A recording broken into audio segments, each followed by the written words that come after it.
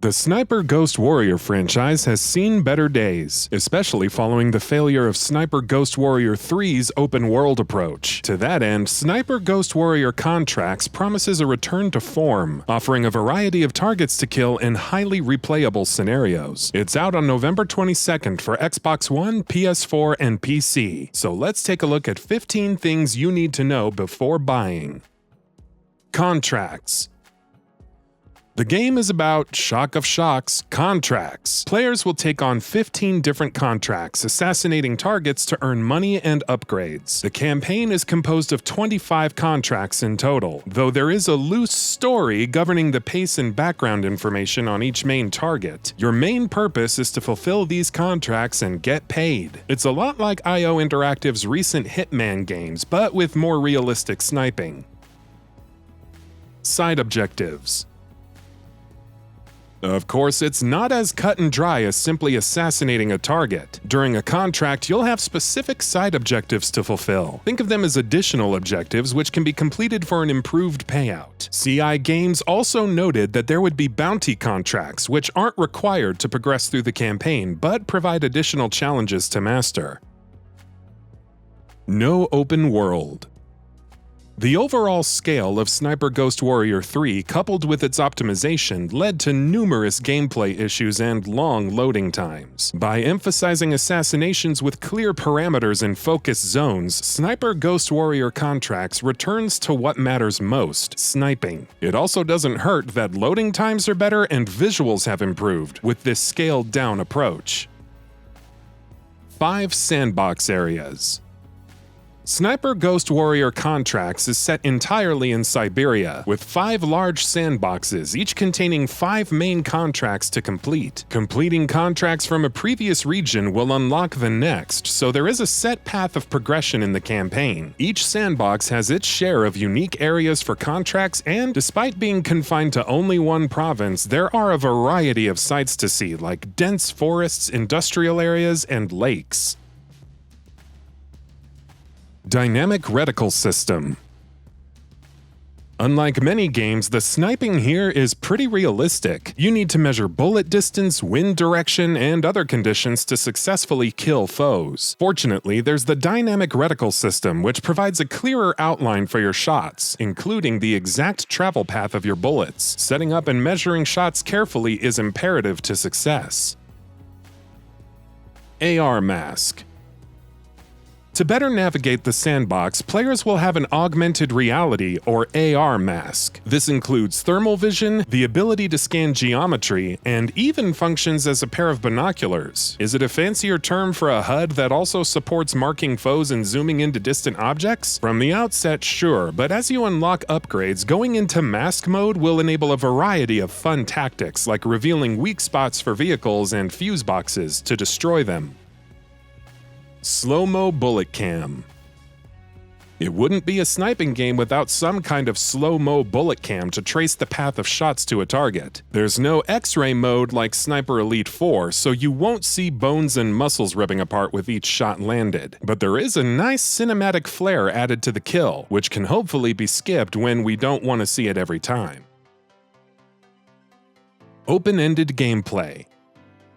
While sniping is pretty much your means of killing, you don't have to play that way. You can get up close and personal with a silenced pistol and eliminate enemies one by one. Want to run around with a knife chaining kills? How about running and gunning with a shotgun, or just killing targets with grenades? It's all possible, but the louder the approach, the tougher it'll be to complete the contract. That's because you need to evacuate after an assassination, so even when sniping, being silent is imperative for a smooth escape. The contract won't be completed without a successful evac.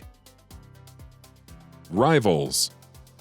One element which hasn't been detailed much are the rivals that can crop up during missions. These are essentially AI snipers competing for the same contracts as you. Either take out a target before they do, or eliminate them altogether to secure the contract. Will different rivals have different playstyles? Will there be different incentives for taking down rivals? The developer has yet to provide more details, sadly. Mask and suit upgrades. There's a number of upgrade trees in-game, ranging from the AR mask's scouting, utility, and awareness categories to customize one's suit. Suit unlocks start out fairly straightforward, increasing your overall health and stamina. Later perks confer benefits like no noise generation while walking or sprinting, reduced fall damage, and additional armor. As for the AR mask, one upgrade will let you see the cone of vision for enemies, while another enables you to see all traps and mines laid within a 5-meter range when in mask mode. Support items and gadgets.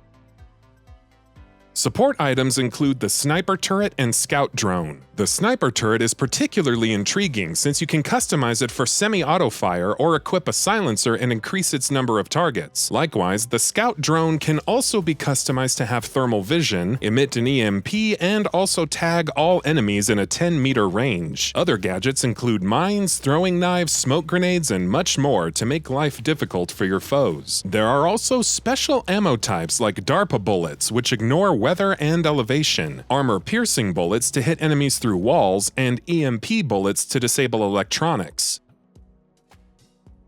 Weapon customization.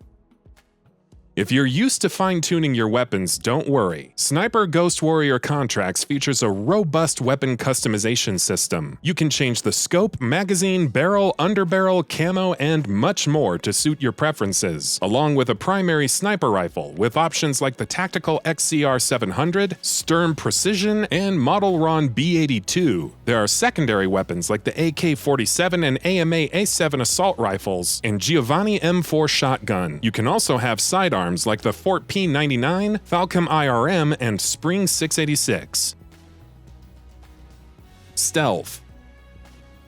Stealth on its own is a major component. The more sneaky you are while sniping, the less attention drawn to you and the easier it is to evacuate. However, this applies when infiltrating a base on foot, as you can sneak behind enemies and silently take them down. You can also interrogate enemies to gain access to locations for enemies and supplies. Interrogating officers may provide critical information for your mission.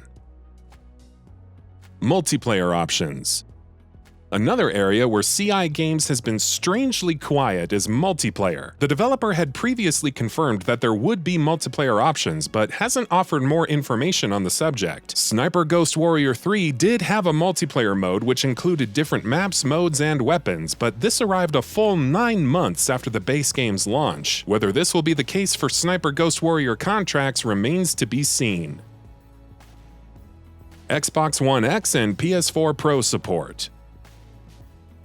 Sniper Ghost Warrior Contracts will support the Xbox One X and PS4 Pro along with newer PC hardware. However, again, there isn't any information on the resolution, frame rate, possible visual enhancements, different modes, etc. So if you're playing on either console and expect 4K resolution support of some kind, best to temper expectations until CI Games offers more details. And that about does it for this video. If you enjoyed what you watched and want to see more from Gaming Bolt, please hit the subscribe button.